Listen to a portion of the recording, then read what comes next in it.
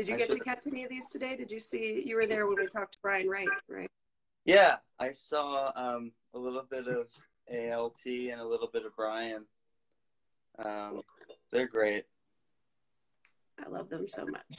Yeah, super great. It's funny because I could see maybe some people that know me and you thinking, oh, maybe she knows Brian because of Al.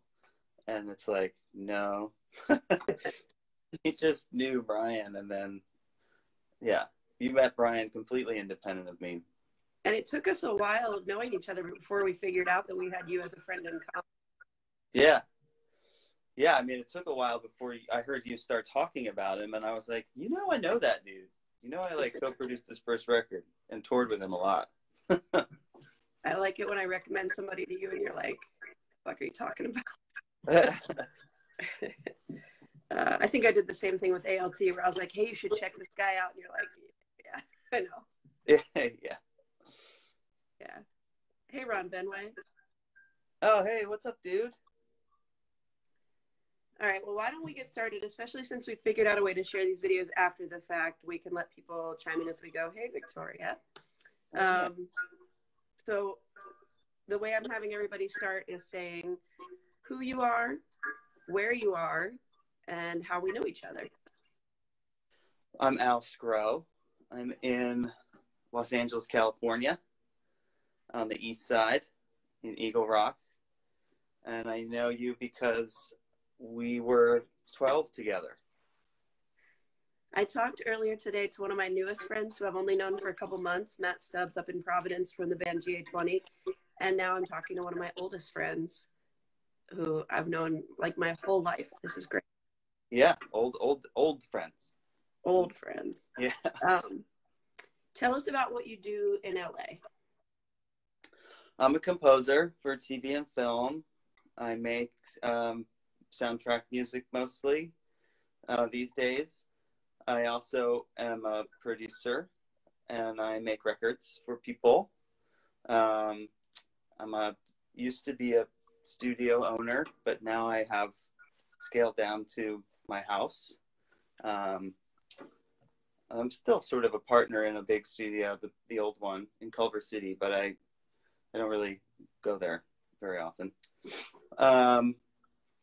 And I'm a member of a new LLC, and we're doing licensing and custom music services for TV, film, digital, advertising, all that. Well, that's pretty new. We just started in January. And you are a newly minted, you have a law degree. Well, I have a certificate. I have a law certificate. You don't have a JD, but yes. Yeah, not a JD. It's kind of like a master's-ish thing. But yeah, it was good. For me, I just did this program to sort of get a more formalized education and all this IP stuff that I kind of already had to learn over the years, but it was good to get it presented to me in like a real comprehensive way, and be forced to, do a ton of reading and a ton of writing, which I hadn't done in a long time. You mentioned producing records for other people. Can you talk a little bit about who you've been working with most recently? Yeah, sure. Recently, a bunch of people. There's a guy named Brad Bird who's like a singer-songwriter. He lives here on the east side of LA too, and I met him because there's a really great mixer that I've worked with forever who lives like 4 doors down from me. His name is Brian Cook, and he did a lot of the first records that I ever produced. Like he mixed the Miko record, he mixed the first Buddy record, he mixed the Gary Jules record. Back when, I still use him all the time, but back then especially, I was like kind of just starting, and I felt like I needed to get like a cat, like a real mixer, to mix my stuff. And that was like in 2005 or 4 back then. So I've known him for a long time, and he was mixing some of Brad's stuff, and we just met on my street. And then I started producing some stuff for him. Um, Hobby Dunn, who was in Sarah Bareilles' band. Oh, I love him. Yeah, he's great. We're working on a project right now. Who else? I just finished something by this young artist named Valentine, who's from Sacramento.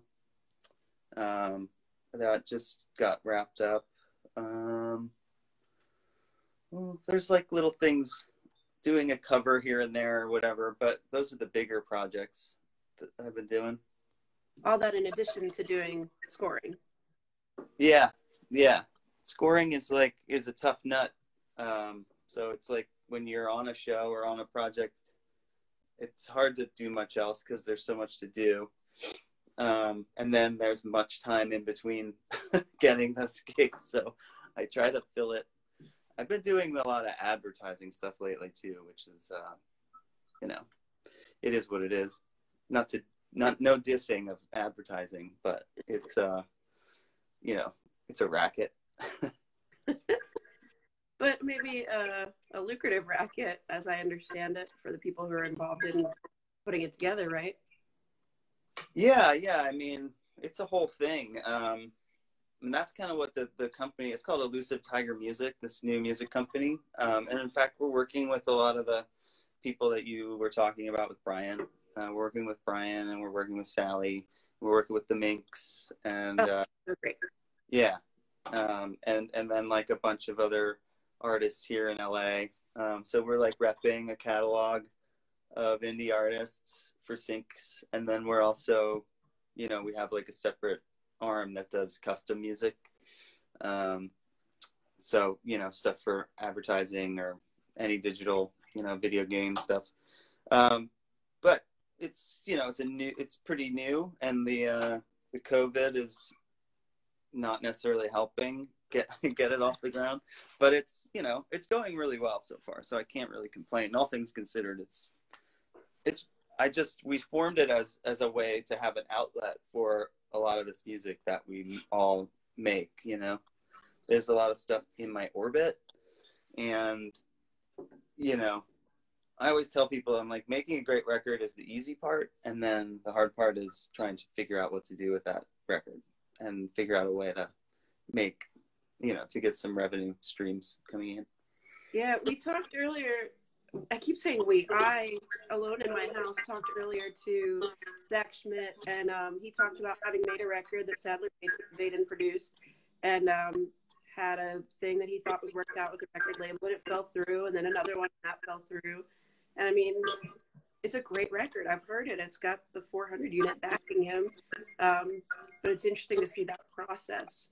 I don't know a whole lot about that. So yeah, I mean, there are certain machines in place that, are really good at pushing music out, and like somebody like you, I've gotten so many great recommendations and been turned on to lots of great music through you. And I think you've probably heard me asking you, like, how did you find out about these guys, these girls? You always ask that. Yeah, like, what? Because it's like, a lot of it is, we're all trying to figure out new ways to like get music in front of people, because a lot of us feel like the music's great if we can just get enough people to hear it and get enough people exposed to it. We can make a living.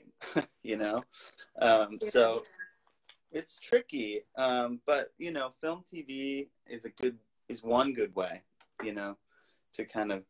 We just had a placement on this Netflix show, Grace and Frankie. My mother loves that show. Yeah, well, Greg Felden, who I produced, had a sync in the current season, And honestly, I guess I'm sort of an old guy now, because I haven't had a lot of syncs in streaming.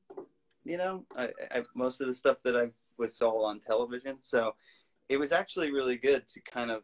I was like, okay, is this gonna be like the same kind of bump that we would have gotten from when things were airing on network TV?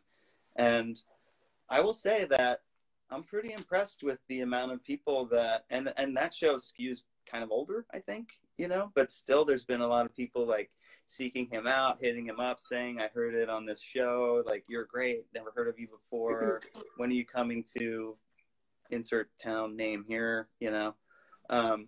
So that's promising, I think, you know? Sure. And between me, you, and the fence post, the sync fee was like respectable, and I don't know if you how privy you or your viewers are, but it was like back in like the Grey's Anatomy days, it was like, you know, 30 grand, 35 grand, 40 grand, and then it just started going down because everybody was like, we just don't have the budget anymore. And it got really low. Like I remember doing syncs for like $2,500 a side, you know, like a lot less than you used to do. And then this one came back up, not up to where it used to be, but it was like, that's like a good number. It's like a respectable number for. I hope that's a trend. I hope it's trending back up. I hope so too. I mean, you know, it all just comes down to the less and less money they want to spend, the worse usually the content gets. You know what I mean? So not true of everything. Yeah, you get what you pay for, right? Yeah, kind of. And I mean, sure, you get lucky and you get like somebody who's like really great and also willing to like do whatever because they're super young or just have not been exposed to much. Mm-hmm. But by and large, when you pay little, the quality's not so great. Sure. You know? I'm looking in the chat here. Ron Benway says it's what a JJ does. That's how you get music in front of people. He tells me I'm a weighted fan. Yeah. Well, you've got a sizable megaphone there that you've built up with Cable House and all your social stuff, and you know, it's awesome. I am always curious, like, how do you get exposed to stuff, you know, because you're always on the cusp, you know, but that's for when I start my interview series and I get to interview you. Yeah, well, doing stuff like this, staying connected to people, and today every single person that I talked to in these chats has recommended different music. I forgot to say at the beginning of this one, it's a good idea to have a paper and pen handy when we do these. When I do these and talk to people, we're getting good recommendations. So that's a good segue. Have you gotten much time over the last couple of weeks to listen to things that you're not working on? Is there anything else you're playing, like when you're driving or whatever? Man, I've been such a homebody. And, you know, for the first like week, I was just listening to NPR the entire time. But then I did have to kind of like block it all out for a while. And what have I been listening to? I mean, I recently went down a pretty sizable Kenny Rogers hole. Oh, yeah. His passing. I mean, I've been listening to a lot of that stuff. And like the new editions, like stuff that I just forgot about, you know? Yeah. And, you know, he has this special place in my heart because like the first song that I remember really listening to was The Gambler. Oh. I mean, like when I was like tiny, you know? You remember my parents' old house? In the formal living room, there was like this one of those big console record player things. And I remember my dad playing The Gambler and me like standing, because I was like as tall as the speaker, standing like in front of the speaker and like feeling the bass and feeling the beat. And like my mom said I used to do this thing called the diaper dip where I would just like bounce up and down. But like I still remember that song. Like I still remember it from being that little, you know? It's weird. So yeah, I've been listening to a lot of that. Me and my mom, our song was Islands in the Stream. We would do it as a duet, but by the end she was singing both parts because, you know, my mom, that's how that goes. And this was before karaoke? Mm-hmm. Yeah. I've never sang karaoke, ever. Oh, really? I don't know if you've ever heard me sing. I'm not going to sing in front of people. It's not in my skill set. I've heard you sing in the car driving around, I think. I like singing. I just don't want to subject anyone else to it. I sing when I'm by myself. Also, P.S. I forgot what a crushing bass player Kenny Rogers was. Monster. Sorry, in the chat it says hot gambler diaper story. Soup's hot. The diaper dip. Yeah. Phyllis Sgro will tell you about the diaper dip. I'm gonna ask her next time I see her. I see Terry Wynn, who's also in LA, who's joined. I see Judd Johnson, who's joined, I think, in Austin, Texas. Judd, I'm sorry, but the last interview is the one where I'll have to send you a screenshot. But I talked about this photo. Let's bring it back. Why not? There are no rules here. That's Judd. Cute. Johnson. That's my friend Daniel, who was on the last interview I did. If you want to hear that story, you'll have to wait till I upload that video, I guess. Anyway, did I cut you off? Was there more you were going to say after? No, that's it. Black hole. Oh, well, I also, I forgot about listening to Radiohead about 10 years ago, and I did get into some newer Radiohead stuff recently. But that's also because it's been I've felt kind of moody, and it's also been sort of moody generally here in LA. It's been kind of rainy and gray, which we don't get very often, which is really good Radiohead weather, I think. It's perfect Radiohead weather. Yeah, it's really good. But those last few records I never really digested very well. And you know what it was? I was watching the season finale of season 1 of Westworld because I was about to start the new Westworld. And there was a great placement of one of those newer radio songs in the season finale. And I was like, oh shit, right. There's a whole Radiohead record that I don't even know. I should dive in. So I dove. Got all this time now, you know? Yeah. Have you been watching any live streams that have been going on? Are you into that right now? Yeah, I've seen a few, but I'm kind of a nerd and also a snob. The sound quality isn't good enough for you, is it? No. Normally it's not. I'm like, I don't want to hear you sitting on your couch strumming a guitar. But I'm a snob. I'm a terrible old snob jerk. Okay. I don't think that's snobbery. I think that goes along with what you do for a living. That makes sense to me. Yeah, I mean, what I like most about it is the interaction with people and the talking and I personally would rather watch somebody that I knew their stuff and respected. I'd rather watch them just talk to their fans or something. But honestly, Rufus Wainwright I've watched a lot of his stuff. He doesn't do so many live streams that I see, but he does a lot of IGTV, kind of just him sitting at his piano. Yeah. And I'm okay with that because it's Rufus Wainwright. This is actually the second Rufus Wainwright mention of the day because ALT mentioned covering one of his songs too, or some of his music. Both those guys are American treasures, but Rufus he's great. Yeah, I'm into that, man. All right, well then we'll skip over these live stream questions. So what are you working on now? What's your day look like when we're stuck inside with the COVID? Yeah, well, I just built a closet in my house. I did that for a while just to take my mind off everything. But right now I'm doing some tracks for a new Brad Bird record. And it's funny because the guy that's mixing it is Brian Cook, who lives across the street, but we had to have a Zoom meeting to talk to one another, even though he lives right there. A strange time. I know, it's weird. We always say we could put tie lines between our two houses, and that would be cool. But so I'm just making tracks right now, kind of filling in the holes on a record that's mostly done. A record that we started last year at Clay's place, Boulevard Recording in Hollywood, where they did oh man, they've done a lot there recently. The War on Drugs new record, a lot of it was done there, and so he's a great guy. Clay Blair is his name. So I'm which is great for me because I get to just kind of sit here at home and fill in all the holes, play all the put some piano on it and put some drums on it, put some guitar on it, put all the weird synths on it and stuff. So I like doing that. So I'm doing that. And what else am I doing? I've been mixing more too, so that's been fun.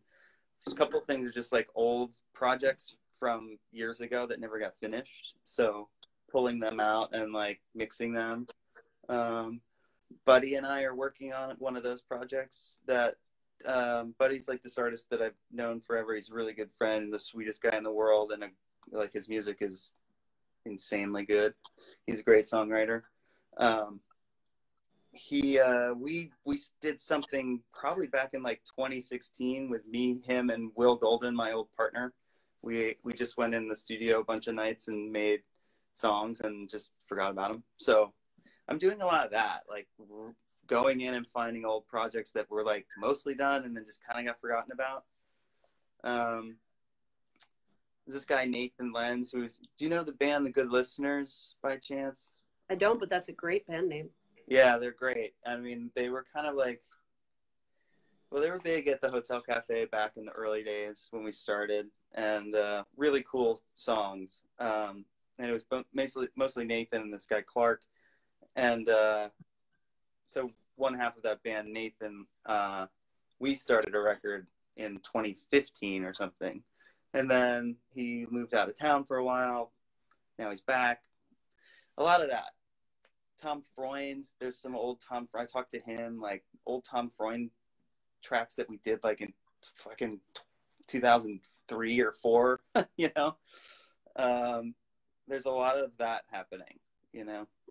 That's kind of what Brian Wright said too, that, you know, stuff on old hard drives, are finding new ways to do things with it right now. Yeah, or just finish it, you know, and also just readdress it after having time away and being like, oh no, yeah, this was way better than I remembered it being. This was really good, you know, we should finish this.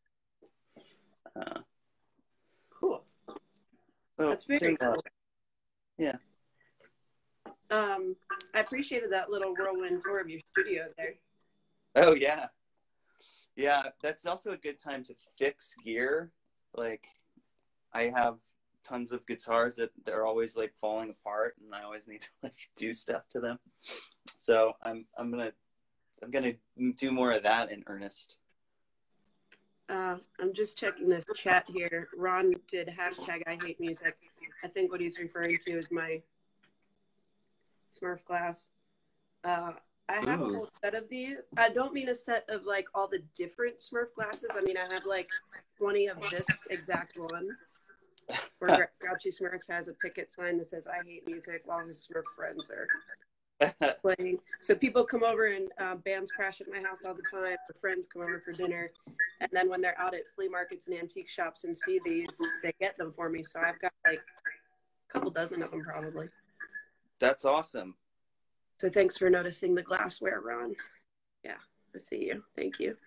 So Al, I'm ending these conversations with, you know, giving everybody a chance to get kind of a plug for what it is, what we can do to best support you during the COVID running rampant, how we can support the things you care about, where we can follow you if we want to get more information about the things you're into, whatever it is you want to share. Okay. Go for it. Well, I mean, if there's anyone watching this that is in production, and you need music for a project, come to me. And that's a good way. Also, you know, creative directors and people in advertising who, you know, want to license some really great indie music from artists that we all know and love and respect. You can reach out. You can find us at elusivetigermusic.com. Or you can check out my website, which is answerproductions.com, which is mostly for my composing stuff and producing. And one thing to look out for, and this might be like a JJ exclusive, but I believe we are going to start doing some Hotel Cafe related live streaming stuff. And it's going to be, it's going to be really artist friendly. So, you know, I think there's going to be a couple different kind of phases, like one phase where the artists are doing it on their own at their house or whatever. And then eventually, once we get back to where we can have like 10 people in a room again, we'll probably have some bands coming to the cafe and we'll be streaming it and stuff. So check that out. We're going to figure out a way where people can like get money like right to the artists. So look for that. It's not like happening yet, but it should be happening soon. That's wonderful. So for people in different parts of the country, can you just give them the elevator speech for what the Hotel Cafe is, where it is? Oh, yeah. The Hotel Cafe is a venue in Hollywood, California. It's on Cahuenga between Hollywood and Selma. And it's just a place that's I helped start the music there with Gary Jules back in 2001. It was a cafe, they sold coffee and sandwiches when we started. And we just started playing music there, and Gary knew a ton of people in town, started bringing in a lot of artists. And like Joe Firstman was one of the first guys that played there. And a lot like Jason Mraz. And, it was like enough like buzzy people that it just kind of organically turned into this really cool, super organic, artist-friendly art community. That's how I knew Joe Purdy and Brian Wright and Carrie Brothers and Sarah B. So many. I mean, it was just a great. It still is. But when it started, it was like this really cool, arty, galvanized music community. So yeah, and it's still there, and it's still kicking. And it's changed over the years, but it's the heart of it is still, this organic thing. So it's always been pretty damn artist friendly, and a good venue. So we're gonna. I was talking to Marco, who's one of the owners, yesterday, and he does the booking now and has for years. And we were like, it's kind of like back in the old days when, we would get like a stage at South by Southwest, and it was like you have the Parish on Saturday night all night, and you can put on whoever you want. That's kind of like what the streaming thing's going to be like. It's kind of just like a stage where we'll be able to just pick people we think are cool and have them play. So, and hopefully get them in front of a lot of people. So yeah, I'm looking forward to it. It should be fun. I'm looking forward to watching out for that and tuning into that. Yeah. Anything else you want to say that we didn't cover? Miss you. Oh, I miss you too. Yeah, I hope to see you soon, one of these months. Yeah, I hope so too. I hope you can come home for a visit when this is cleared up. For sure. Yeah, I definitely will. I got to see Mom. So when I see Mom, I see JJ. It's the best. Yeah. All right. Well, thank you so much for taking the time to do this. Thank you to those who tuned in. And this is the last one for today, but I have enough people that have said they wanted to do this that I'll probably program a whole day on next Sunday and figure out how I'm going to post the videos in between so more people can see them. Cool. And if you need any suggestions for people to interview, let me know. All right. Sounds good. Love you. Thanks, everybody. Bye. Bye-bye. Bye.